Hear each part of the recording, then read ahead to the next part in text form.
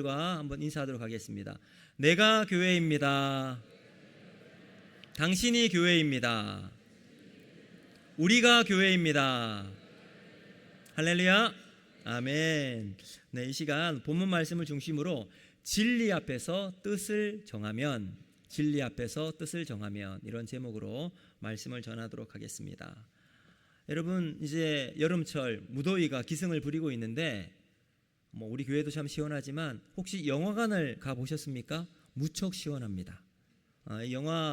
한국 영화 가운데 대성공을 이룬 영화들, 아마 기준이 여러 가지 있겠지만 1,000만 관객을 돌파했느냐 안 했느냐, 이게 아마 성공의 큰 기준이 되는 것 같아요. 제가 찾아보니까 우리나라에서 1,000만 관객을 넘긴 영화가 23편 정도 있더라고요. 자, 그 중에서 한 영화가 있는데 이름이 암살입니다. 13위 정도의 랭크가 되어 있던데, 이 암살의 마지막 장면은 참 인상적인 대화가 나와요. 이 영화의 시대적 배경은 1933년 일제치하에 이제 대한민국 임시정부가 일본이 알지 못하는 3명의 암살단을 이렇게 딱 이제 마련합니다. 그리고 나서 이제 몇몇 사람들을 이렇게 이제 처단하기 위해서 이렇게 하고 있는데, 그 중에 이제 이정재 배우가 맡고 있는 염석진이라는 인물이 있어요. 이 인물은 청년 때부터 아주 열심히 이제 독립운동을 했고, 또 김구 선생님의 신임을 받아서 아주 믿음직스러운 사람이었습니다. 그런데 어느 순간 그가 배반을 합니다. 변절이 되었어요. 일본에 밀정이 되어서 앞에서는 독립운동가인처럼 막 열심히 하지만 뒤에서는 그 모든 작정과 또 독립군의 명단을 일본에 넘겨주었습니다. 그리고 이제 해방이 되고 난 다음 결국 그의 정체가 발각이 되었는데, 또 이 영화의 또 다른 여자 주인공인 안윤옥이 이제 이 염석진을 앞에 두고 이렇게 묻습니다. 왜 동료를 팔았는가? 이 질문에 염석진이 이렇게 대답을 하는데 아주 인상적입니다. 몰랐으니까, 해방될지 몰랐으니까, 알면 그랬겠나. 참 씁쓸한 대사인 것 같아요. 여러분, 이 염석진은 우리나라가 해방이 될 줄 꿈에도 생각하지 못했습니다. 일말의 가능성도 없어 보였기에 그는 현실에 타협하고 변절을 선택하게 된 거죠. 희망이 아닌 현실을 선택했습니다. 살기 위해 신념을 버렸고 목숨을 위해 양심까지 저버리게 되었던 거죠. 자, 오늘 본문에 나오는 다니엘의 상황도 별로 다르지 않을 것 같아요. 아주 비슷한 상황입니다. 우리가 지난주 보았던 말씀을 보면 1절 한번 같이 한번 읽어볼까요? 1절 시작. 유다왕 여호야김이 다스린 지 3년이 되는 해에 바벨론 왕 느부갓네살이 예루살렘에 이르러 성을 에워쌌더니, 여러분, 당시 최강대국이었던 바벨론이 유다를 에워싸고 있었습니다. 그리고 느부갓네살의 군대가 막 진격을 해오자 버틸 힘이 없었죠. 유다는 그야말로 완전히 멸망하였고 이제는 도저히 희망은 찾아볼 수가 없었습니다. 성전은 약탈당했고 왕족과 귀족들이 포로로 끌려가게 되었습니다. 모든 것이 끝난 것처럼 보였습니다.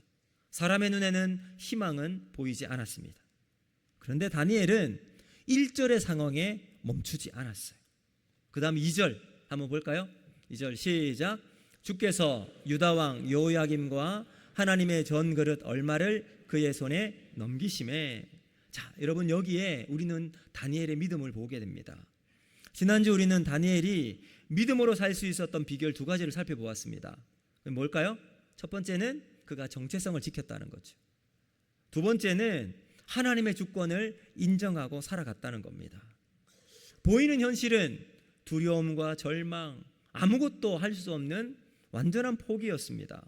그러나 그 어두움 너머에 여전히 역사하시는 하나님의 위대한 손길이, 하나님을 보는 믿음의 눈을 다니엘이 가지고 있었습니다. 자, 그 믿음으로 살았던 다니엘의 삶을 한마디로 묶어서 보여주는 구절이 있어요.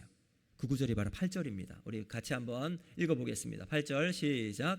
다니엘은 뜻을 정하여 왕의 음식과 그가 마시는 포도주로 자기를 더럽히지 아니하리라 하고 자기를 더럽히지 아니하도록 환관장에게 구하니. 아멘. 여러분, 여기에 다니엘의 삶을 딱 응축해서 한마디로 할 수 있는 게 뭘까요? 바로 뜻을 정하여입니다. 뜻을 정하여. 참 짧은 표현입니다. 그러나 다니엘의 평생을 설명하는 한 문장입니다.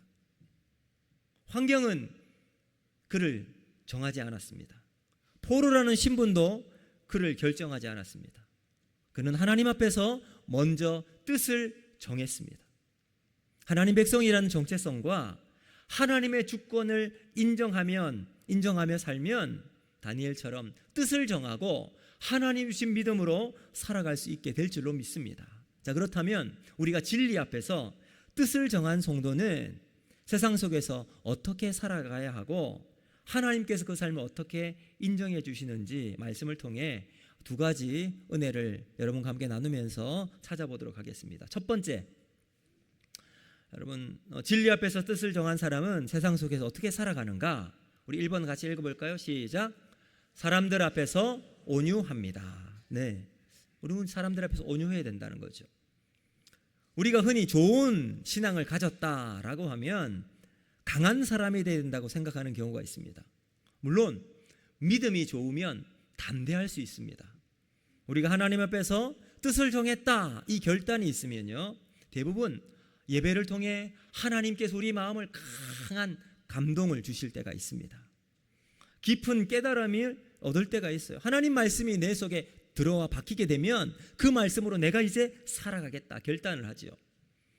어쩌면 기도하는 중에 큰 감동을 받고 내 삶의 방향을 결정할 때가 있습니다. 아니면 여러분 구역 모임이나 우리 또 기관 모임을 하면서 어떤 분이 내가 하나님의 은혜를 받았다는 그 이야기의 이 간증을 듣고 나도 그렇게 살아야지 하는 도전이 될 경우가 있습니다. 여러분, 이와 같이 우리가 하나님의 뜻 앞에서 우리의 인생을 결정하는 경우는 우리의 삶에 크고 작은 변화가 생기게 될 것입니다. 그때 우리의 감정은 고조가 되고 우리의 말은 결기가 차 있고요, 우리의 행동은 과감해질 수 있겠죠. 자, 그런데 성경이 말하는 이 담대함은 사람 앞에서 강한 사람이 되는 것이 아니라 진리 앞에서 흔들리지 않고요, 사람 앞에서 부드러운 사람이 되는 거죠. 자, 다니엘이 바로 그런 사람이었습니다. 우리 다시 한번 8절 읽어보도록 하겠습니다. 시작. 다니엘은 뜻을 정하여 왕의 음식과 그가 마시는 포도주로 자기를 더럽히지 아니하리라 하고 자기를 더럽히지 아니하도록 환관장에게 구하니. 아멘. 여러분, 여기 8절에 우리가 두 단어를 살펴보아야 하는데, 이것은 바로 첫 번째 우리 앞에 살펴보았던 뜻을 정하는 거예요. 그리고 또 다른 하나는 구하다라는 겁니다. 다니엘은 하나님 앞에서 뜻을 정하고 확실했습니다. 변하지 않았습니다. 흔들리지 않았죠. 그러나 사람들 앞에선 겸손했습니다. 다니엘이 환관장 앞에서 자기의 마음을 막 강하게 요구하지 않았어요. 환관장에게 구합니다. 공손하고 겸손하게 구하죠.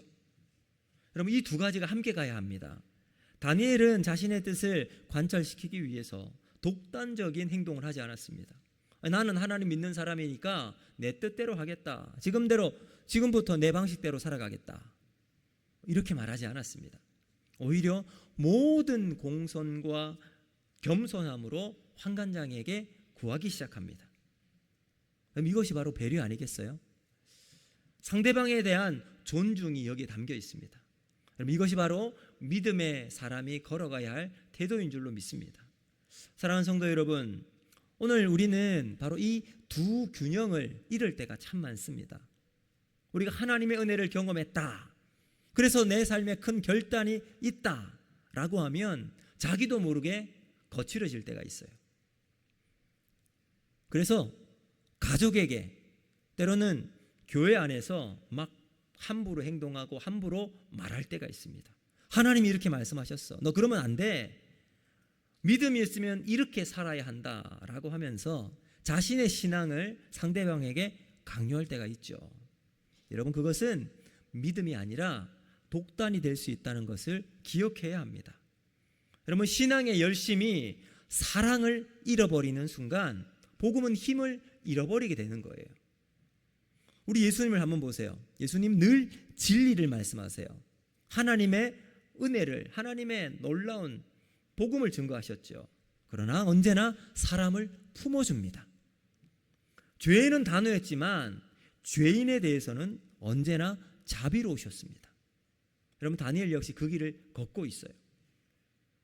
자, 환관장에게 다니엘이 요구를 합니다.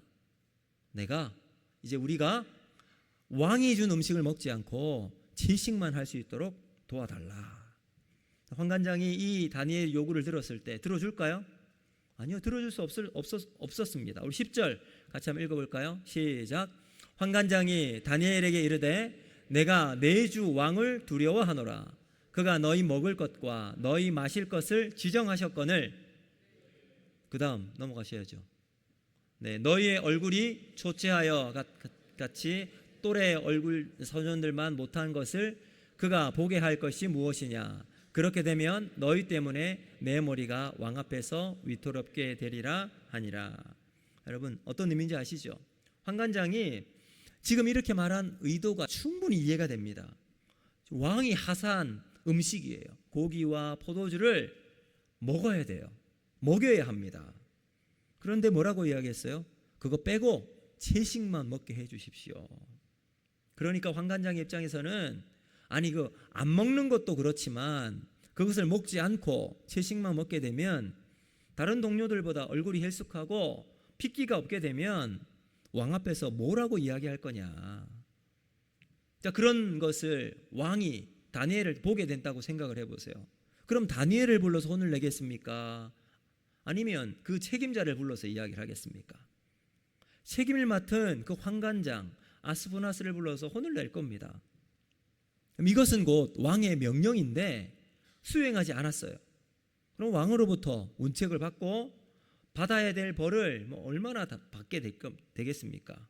근데 이 문제는 환관장의 목숨과 그 직책을 책임져야 할 정도로 중요한 사안이었습니다. 그러니까 이 환관장의 입장에서는 거절할 수밖에 없었죠. 자, 이제 거절을 당한 다니엘, 그 다음 어떻게 했을까요? 거절을 당한 다음 다니엘의 태도를 우리는 주목해 보아야 합니다. 자, 우리 12절과 13절 말씀 같이 한번 읽어봅니다. 시작.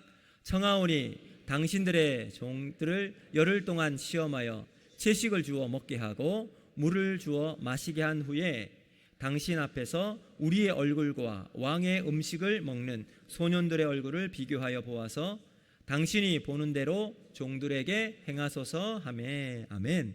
자, 여러분, 믿음은 고집이 아닙니다. 믿음은 상대방을 존중하면서도 진리를 포기하지 않는 데 있습니다. 자, 다니엘이 겸손했던 이유가 무엇인가? 여러분, 뜻을 정하고 하나님께서 자신에게 주신 그 사명, 자신이 가야 할 길이 무엇인지 분명히 알고 순종하려고 했습니다. 그런데 그 일이 다른 사람에게 손해를 주고 불이익이 주는 것이라면 여러분, 조심해야 되는 거죠. 그때는 고집을 부리거나 무례히 행동해서는 안 되는 겁니다. 그래서 다니엘은 상대방이 이해할 수 있도록 동의를 구하고 또 한 번 더 이런 이야기를 자세하게 해주는 거예요. 이것이 성숙한 믿음입니다. 사랑하는 성도 여러분, 우리는 세상에 부름받은 하나님, 세상에 부름받은 빛과 소금의 사명을 감당해야 됩니다. 우리로부터 예수님의 사랑이 흘러가야 세상이 변할 수 있어요. 여러분, 세상을 변화시킨다는 것은 예수님의 십자가 은혜를 들고 들어가야 합니다. 여기는 언제나 배려와 섬김이 있어야 합니다. 여러분, 지금까지 한국교회는 신앙이라고 하는 이름으로 하나님의 이름을 욕되게 할 때가 참 많았습니다. 믿음이라는 타이틀, 신앙이라고 하는 이 잣대로 여러분, 세상에서 정치에 참여하고 그 정치의 그 극단에 서서 과격한 행동을 하는 사람들이 얼마나 많았습니까? 때로는 편을 가르기도 하고 상대를 향한 비난을 주저하지 않고 손가락질을 했습니다. 교회 부흥이라는 이름으로 재정이 투명되지 않게 사용되기도 했고요. 세습이라고 하는 이 일들로 사람들의 지탄을 받기도 했습니다. 말로는 사랑을 외쳤지만 독단적이고 이기적인 모습을 보여왔다는 거죠. 여러분, 미국의 풀로 신학교의 총장을 지내셨고 칼빈 대학의 철학을 가르쳤었던 리차드 마우 교수님이 쓴 책이 있어요. 아주 유명한 책인데 그 책 제목의 이름이 무례한 기독교입니다. 무례한 기독교. 오늘날 교회의 모습을 저 책 제목 하나에 다 담아서 표현한 것이 아닐까 생각이 됩니다. 여러분, 그 책에 보면 리차드 마우 교수님이 그리스도인들이 다른 문화와 다른 종교를 가진 자들에게 복음의 진리를 드러내기 위해서는 무엇보다도 정중하고 친절하며 관용적인 태도, 즉 기독교적 교양과 예절을 갖추어야 한다라고 주장을 합니다. 여러분, 우리에게 인내하시고 기다리셨던 그 하나님의 사랑이 느리더라도 그 하나님의 느림을 가지고 세상에 다가가야 한다라고 말씀하셨어요. 사랑하는 성도 여러분, 우리 무례하지 맙시다.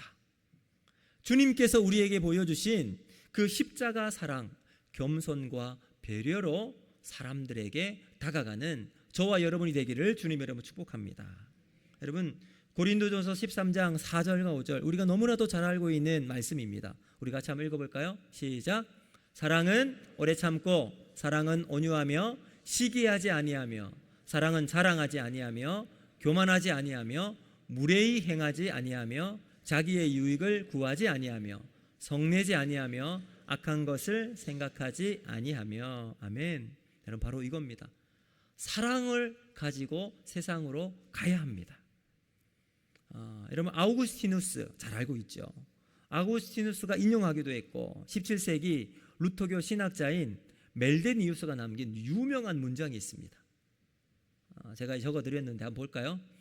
본질적인 것에는 일치를, 비본질적인 것에는 자유를, 이 모든 것에 사랑을입니다. 참 제가 좋아하는 구절이에요. 우리가 복음이라고 하는 본질에 대해서는 절대 타협할 수 없습니다. 단호해야 합니다. 그러나 비본질적인 문제 있죠. 여긴 유연하게 대처해야 되는 거예요. 허용할 수도 있고 그렇게 인정해 주는 거예요. 그러나 모든 사람에게는 사랑으로 다가가야 합니다. 사랑하는 성도 여러분, 교회는 진리에 대해서는 절대 양보할 수 없습니다. 이건 본질이에요. 본질은 우리가 분명히 지켜야 합니다. 그러나 그 진리를 말하는 방식과 태도에 있어서는 언제나 예수님의 향기가 드러나야 합니다. 서로를 존중하고 배려하고 사랑으로 다가가야 하죠. 그러나 이 모든 중심에 바로 언제나 사랑이 있어야 합니다.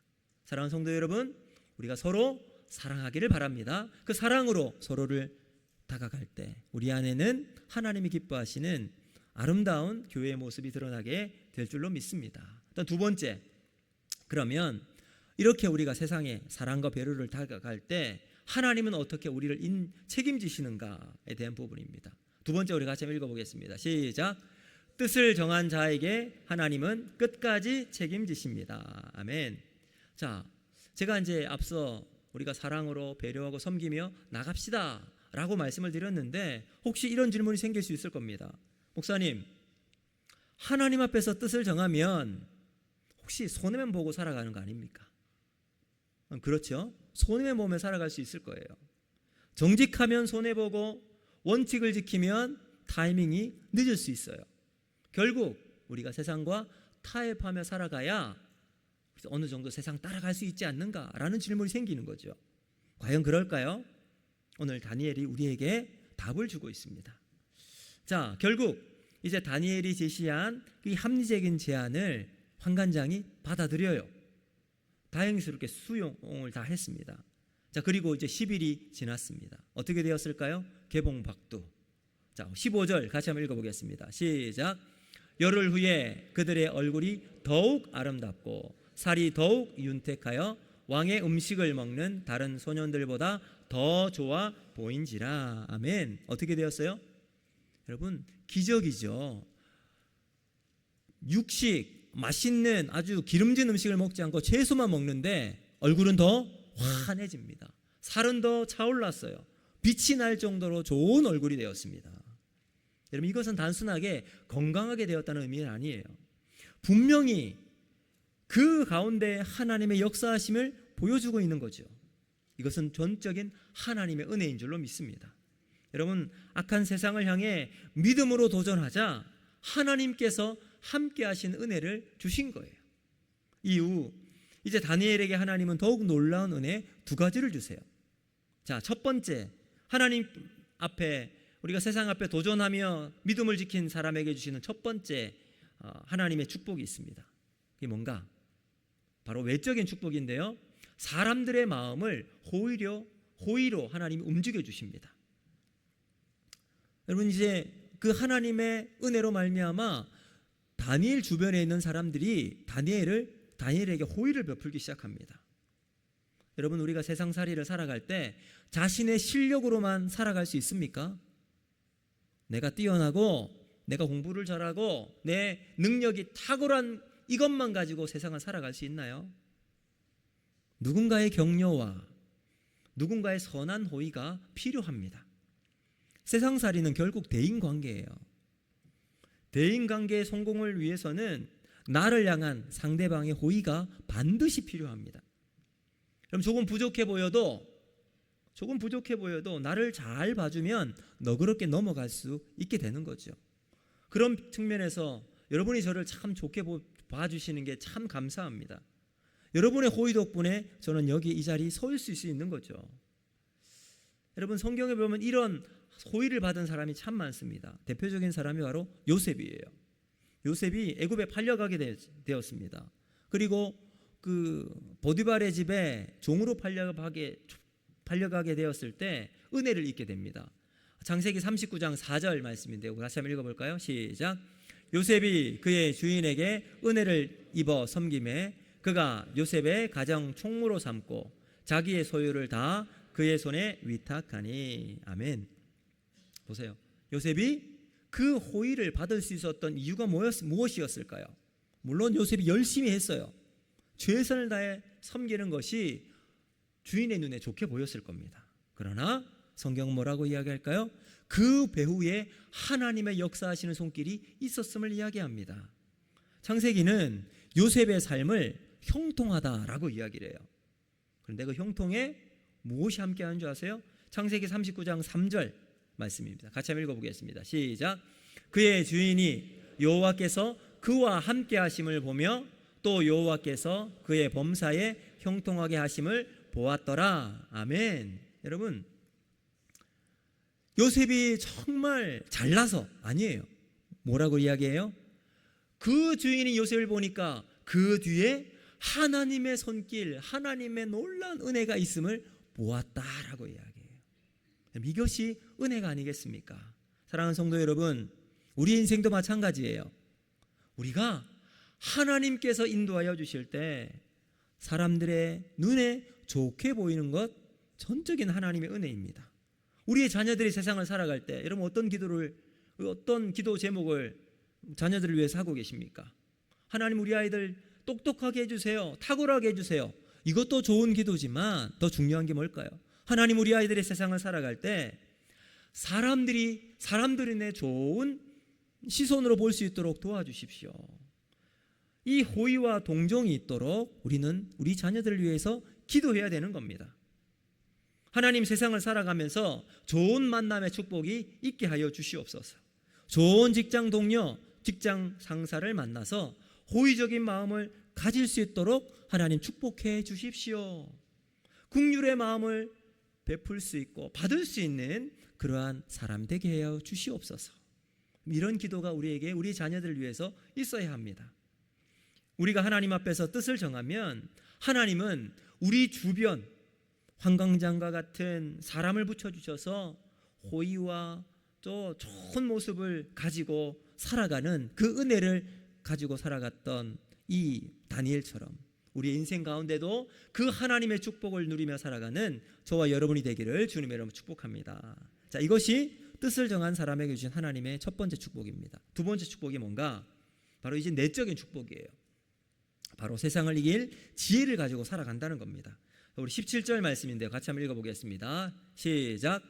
하나님이 이 네 소년에게 학문을 주시고 모든 서적을 깨닫게 하시고 지혜를 주셨으니 다니엘은 또 모든 환상과 꿈을 깨달아 알더라. 아멘.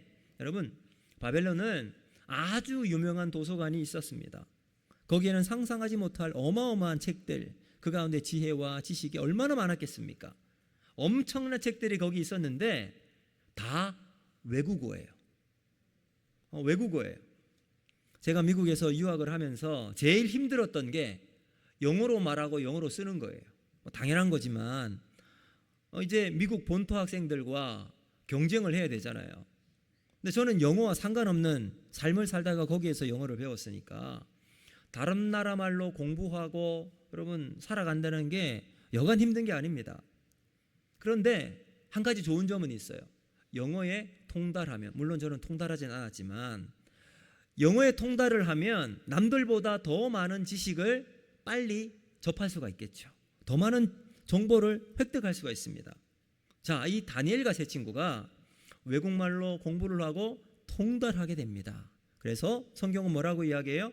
모든 서적을 다 깨달았더라 라고 말하고 있습니다. 여러분, 하나님이 도와주시니 지혜와 지식이 더하게 된 겁니다. 여러분, 지식과 지혜의 차이가 있죠. 지식은 정보예요. 얼마나 많이 아느냐예요. 지혜는 뭘까요? 지혜는 그 쌓인 지식으로 하나님의 뜻대로 사용하는 능력입니다. 세상에 지식이 많은 사람들이 많아요. 그러나 지혜로운 사람은 흔치 않습니다. 성경은 분명히 우리에게 이렇게 이야기합니다. 잠언 9장 10절 말씀 같이 한번 읽어보겠습니다. 시작. 여호와를 경외하는 것이 지혜의 근본이요 거룩하신 자를 아는 것이 명철이니라. 아멘. 여러분, 우리는 지식이 많은 사람이 아니라 지혜로운 삶을 살아가야 합니다. 내 지혜를 어떻게 얻는다고요? 하나님을 경외하는 것이 지혜의 근본입니다. 모든 참된 지혜는 바로 이 하나님을 경외하는 것에서 출발하는 거예요. 그래서 우리가 말씀을 가까이 하는 사람은 결국 가장 지혜로운 사람이 되는 거죠. 그래서 디모데후서 3장 16절은 이렇게 말씀합니다. 자, 같이 읽습니다. 시작. 모든 성경은 하나님의 감동으로 된 것으로 교훈과 책망과 바르게 함과 의로 교육하기에 유익하니. 아멘. 바로 말씀을 통해서 우리가 하나님의 지혜를 얻게 되는 거죠. 그러므로 사랑하는 성도 여러분, 지혜로운 사람이 되기를 원하십니까? 말씀을 가까이 하시길 바랍니다. 자녀들이 통찰력을 가지고 지혜롭게 살아가기를 원하십니까? 여러분, 성경을 읽히십시오. 거기에 하나님의 은혜가 흘러가게 될 줄로 믿습니다. 말씀의 승부를 걸고 말씀이 우리의 삶을 인도하게 되면 하나님이 우리의 내면을 강하게 붙잡아 주십니다. 은혜로 통찰력을 가지고 세상을 분별할 수 있는 힘을 가지고 살아갈 수 있게 되는 거죠. 우리는 자녀들에게 좋은 학교를 보내기를 애씁니다. 그래서 좋은 학원을 찾고 공부 열심히 하도록 12시, 1시까지 공부를 시켜요. 물론 필요합니다. 그러나 무엇보다도 기도해야 되는 거예요. 하나님이 이 아이가 이 세상을 이길 지혜를 가지고 살아가도록 붙잡아 주시옵소서. 말씀으로 분별할 통찰력을 허락하여 주시옵소서. 왜냐하면 여러분, 지식은 인생을 편하게 살아갈 수 있을지는 모릅니다. 그러나 지혜는 인생을 바르게 살아갈 수 있도록 만들어주기 때문입니다. 다니엘은 하나님께 받은 지혜로 그 바벨론의 항복판에서 믿음을 잃지 않았다는 것, 이것을 우리는 기억해야 합니다. 그래서 오늘 우리가 이 세상을 살아가면서 하나님이 주신 지혜로 우리의 삶을 세상 가운데 살아가고 우리의 자녀들도 그 길을 걸어갈 수 있도록 하나님께 기도하기를 바랍니다. 자, 그리고 오늘 본문 마지막 21절을 보면 아주 짧은 한 구절이 기록되어 있습니다. 21절 어떻게 기록되어 있을까요? 다니엘은 고레스 왕 원년까지 있으니라. 여러분, 여기 왜 이것이 기록되었을까요? 얼핏 보면 별로 의미 없는 문장처럼 보입니다. 그런데 그렇지가 않습니다. 다니엘이 바벨론의 포로로 끌려갔던 때는 BC 605년이에요. 그리고 고레스 왕 원년, 이것은 이제 바벨론이 무너지고 새로운 나라 페르시아가 세워졌던 시대입니다. 그러니까 그 시간이 약 70년 정도 지났어요. 나라가 바뀌었습니다. 왕도 바뀌었어요. 정권도 바뀌게 됩니다. 그런데 다니엘은 여전히 그 자리에 하나님의 사람으로 서 있다는 거예요. 어떻게 이럴 수가 있을까요? 여러분, 원래 정부가 바뀌면 관료들 다 바뀌잖아요. 정권이 바뀌면 모든 것이 다 바뀌게 되는 거예요. 정말 다니엘이 탁월했기 때문에, 완벽했던 사람이어서 그랬을까요? 능력이 어마어마했기 때문에? 아닙니다.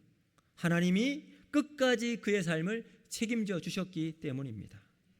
여러분, 유다가 망하고 이제 이 이스라엘 백성들이 3번에 걸쳐 포로로 끌려갑니다. 1차가 다니엘과 세 친구가 끌려갔던 BC 605년, 그리고 2차는 에스겔이 중심이 되었던 BC 597년이에요.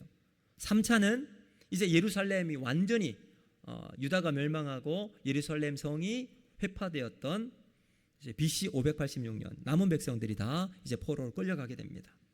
자, 이제 여러분, 이 이스라엘 백성들이 2차, 3차 포로로 바벨론으로 끌려가게 되었습니다. 그들이 무엇을 보았을까요? 나라는 다 잃어버렸는데 그 나라의 고위 공직자에 오른 다니엘과 세 친구가 눈에 보이지 않았겠습니까? 아마 어쩌면 아니, 저 사람들이 저렇게 높은 자리에 올라갔던 것은 독립운동을 하다가 일본에 변절했던 염석진처럼 생각했을 수도 있었을 겁니다. 적국에 빌붙어서 나라를 팔아먹고 관직에 오른 아주 파렴치한 사람으로 생각했을 수도 있었을 거예요. 그러나 시간이 지나면서 다니엘과 이 세 친구가 어떤 사람인지 깨닫게 되었을 때, 나머지 포로로 잡혀왔던 그 백성들은 다니엘과 세 친구를 통해서 살아계신 하나님의 역사와 은혜의 증거임을 깨닫게 된 거죠.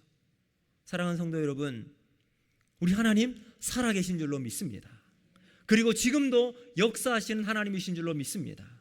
그럼 이스라엘 백성들의 눈에는 멸망한 나라, 예루살렘 성전은 다 파괴되어 절망적인 상황만 보았습니다. 그러나 하나님 그 가운데 역사하시는 분이심을 확인할 수 있었어요. 누구를 통해? 바로 그 다니엘과 세 친구를 통해서. 하나님의 놀라운 축복은 여전히 이어지고 있음을 확인하게 되었습니다. 사랑하는 성도 여러분, 오늘 우리가 세상을 살아가면서 바로 여러분들이 그 하나님의 축복을 누리며 세상 가운데 하나님의 살아계심을 증거하는 복된 사람이 되기를 주님의 이름으로 축복합니다. 이제 말씀을 맺도록 하겠습니다. 사랑하는 성도 여러분, 오늘 우리는 다니엘의 삶을 통해서 중요한 믿음의 원리를 배우게 되었습니다. 다니엘이 바벨론보다 강한 사람이어서 살아남지 않았습니다. 포로였지만 하나님 앞에서 뜻을 정하고 아주 온유하고 겸손하고 사람을 섬기는 삶을 살았습니다. 뜻을 정한 후 사람 앞에서 함부로 하지 않았습니다. 환관장을 존중하고 배려하고 사랑으로 설득했습니다. 하나님 앞에서 단호했고 사람들 앞에서는 온유했습니다.